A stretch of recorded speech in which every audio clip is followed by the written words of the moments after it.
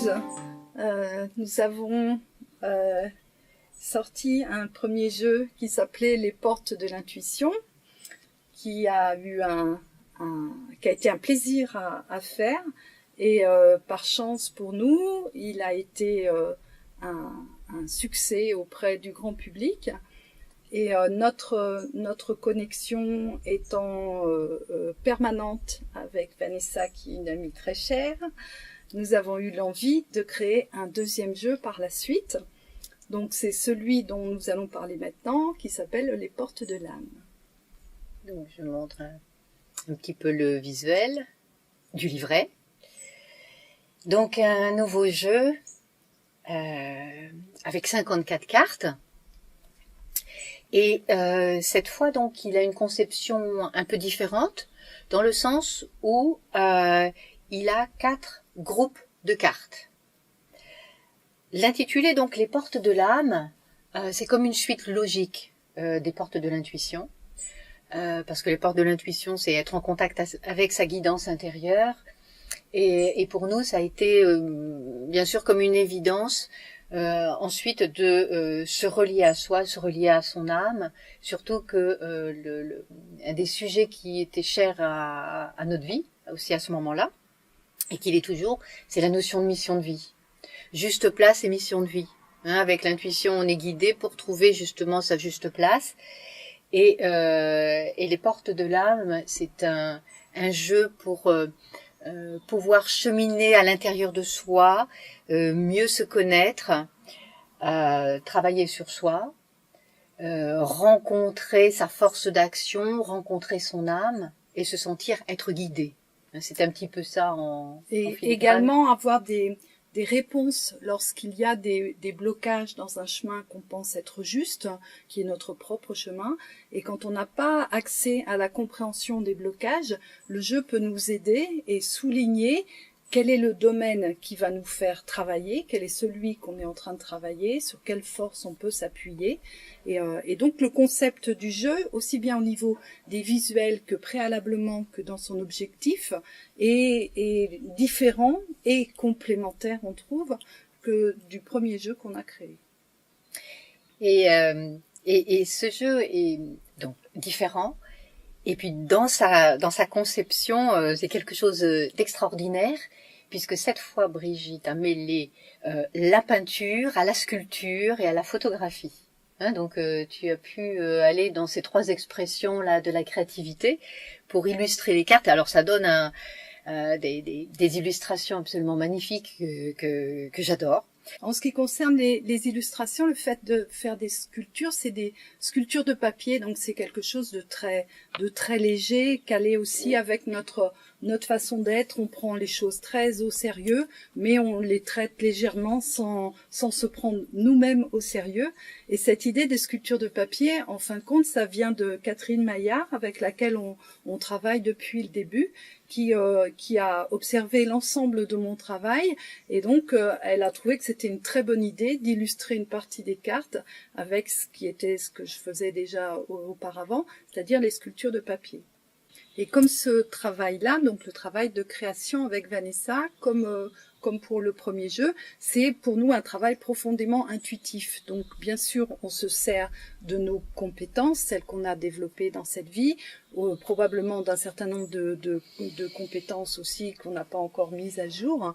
Mais l'intuition est ce qui baigne notre travail, ce qui fait que les gens, toutes les personnes qui se servent du jeu, peuvent retirer un enseignement en se servant déjà dans un premier lieu de leur intuition et ensuite aller plus avant avec le livret qui a été conçu vraiment comme un outil de développement de soi.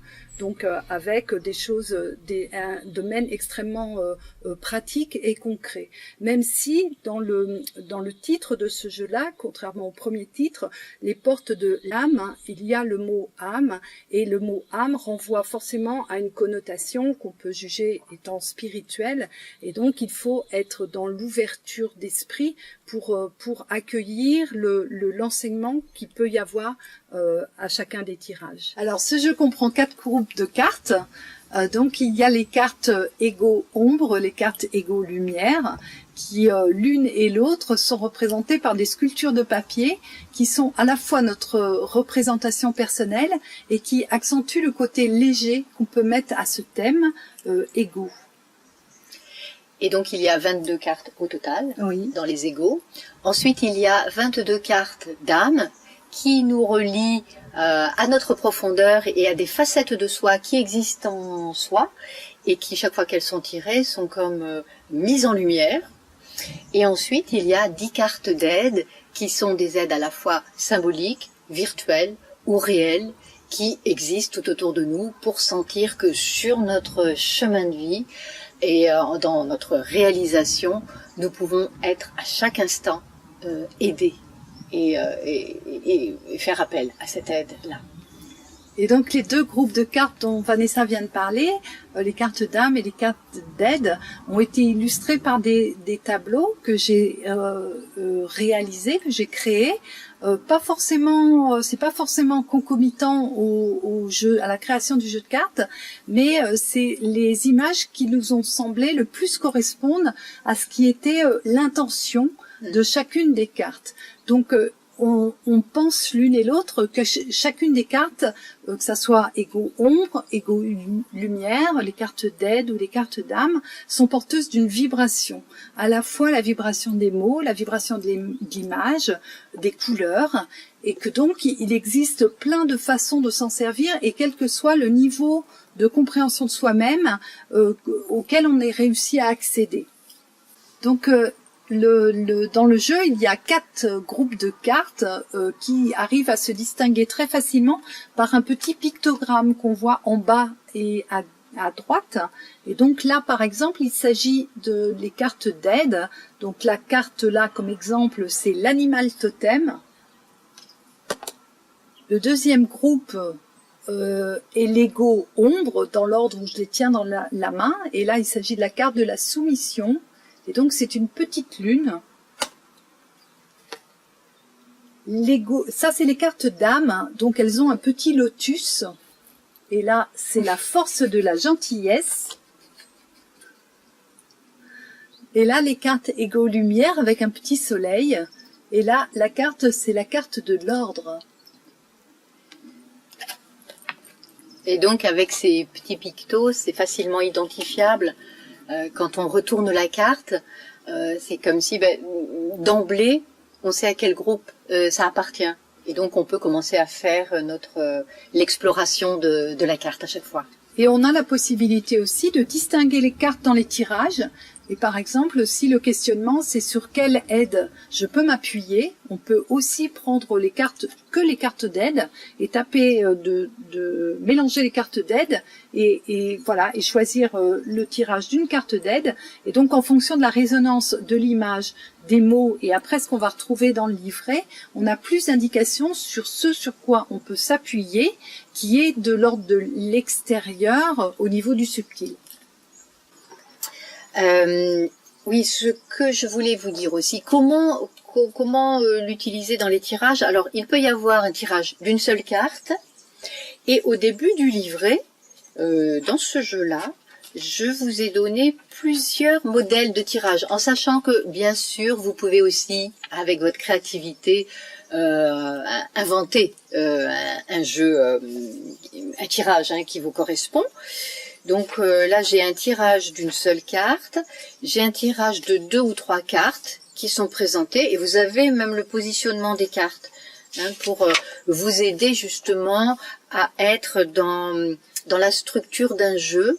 Et vous voyez, et là aussi, il y a un tirage relationnel qui met en évidence ce qui se joue dans une relation et comment la transformer, comment amener aussi de la guérison et trouver le but aussi, parce qu'on est aussi dans la mission de vie, donc il y a cela également.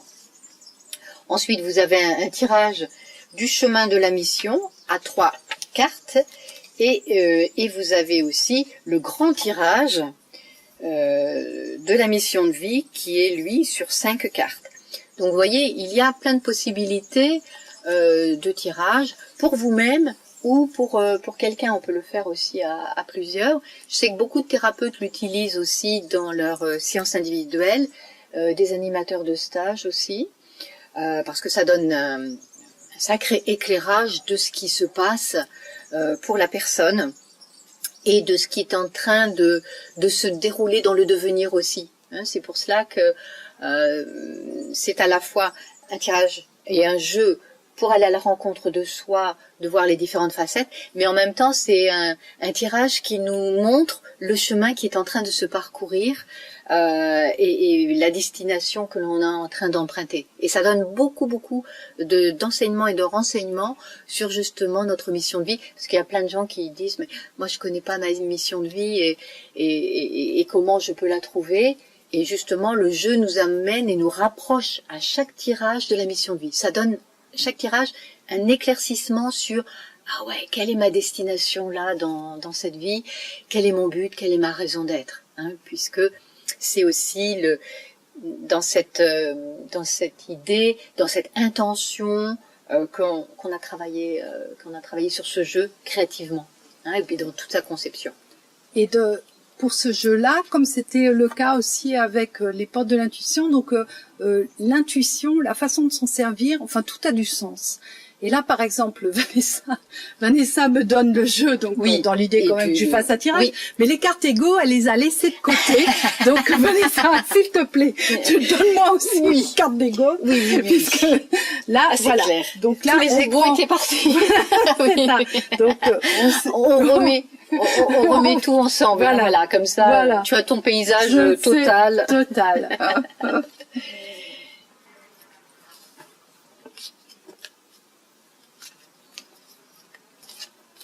Voilà, donc comme Brigitte le fait, vous pouvez les battre. Et juste avant de faire le tirage, oui, je fais encore une parenthèse, le dos des cartes. Ah oui, parce que c'est magnifique aussi. Oui. Et cette fois-ci, elles sont entourées donc de l'argent. Ouais. C'est argenté. Ouais. Ça, c'était ton désir aussi, un peu plus spécifiquement. Ouais. Et le dos également. Oui. C'est toi qui l'as conçu complètement. Et je vais les montrer parce que c'est absolument magnifique. Voilà. Et quand tu étais en train de le concevoir, tu te souviens, ce qui s'est passé, c'est que j'ai trouvé, c'est sur un marché. C'est vrai. Sur un étal, des petits bijoux, vous savez, comme on en voit dans tous les marchés. Et j'ai trouvé un bracelet. Exactement. Voilà. Ce bracelet-là, je lui en ai envoyé un, j'en ai pris un pour moi.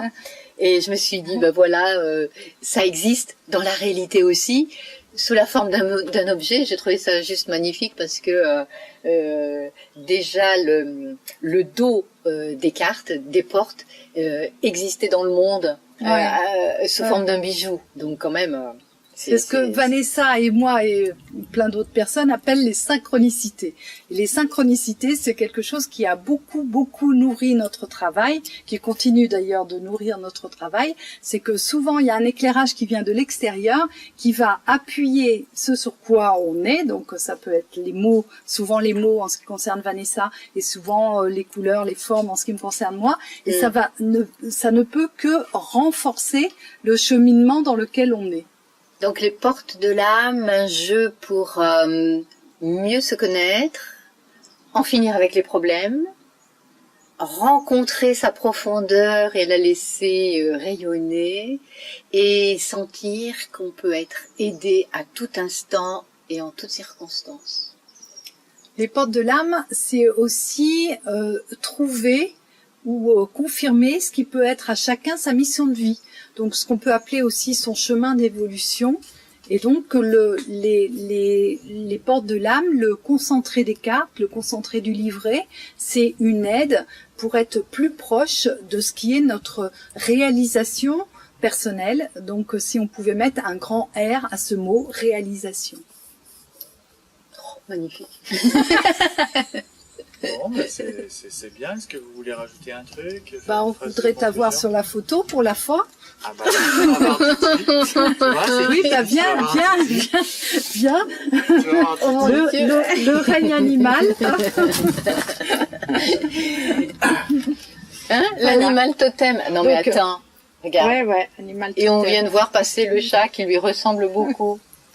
Donc Eric, merci. Merci à toutes les deux. C'était Merci juste un pour, bonheur. Un Pour bonheur. cette présence, de vous pour ces accompagner. enregistrements. Merci pour Vraiment. tous ces films. Donc pour nous, c'était un petit week-end fort sympathique et un petit week-end d'enregistrement et productif. Voilà. Merci. Et puis moi j'ai plein de travail à faire maintenant, de montage, de vous montrer les images, de c'est faire trop ça, dur. de C'est rendre ça trop encore dur. plus lisible. C'est- Et puis voilà, merci de partager tout ça. Voilà, c'est Eric Merci. chez nous. Et bravo à L2. Elles ont fait un truc génial. Et puis ce que je voudrais dire aussi, c'est que moi aussi, j'accompagne des gens régulièrement et je me sers des portes de l'âme très très régulièrement. Et c'est vraiment d'une pertinence assez bluffante. Voilà, je vais juste dire ça pour l'instant. Et magique. Merci beaucoup. Merci, merci.